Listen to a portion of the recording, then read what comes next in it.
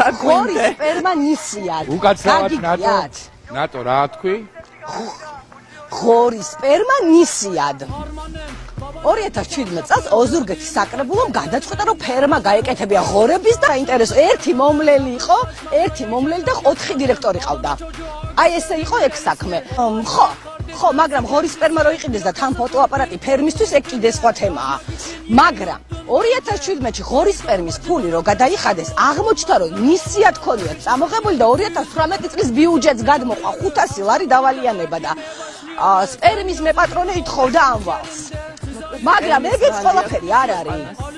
სპერმის ვალი ხო დაიტოვა ოზურგეთის მუნიციპალიტეტმა ბიუჯეტში ხო დატოვა, მაგრამ ეგეც ყველაფერი სპერმა აღმოჩნდა უხარისხო. შესაბამისად, ღორების განაყოფიერებაც ვერ მოხდა. მართლა ესე იყო. შემოეყიდა ესე რომ ვთქვათ უხარისხო ღორის სპერმა და ფერმაც რო გააკეთეს და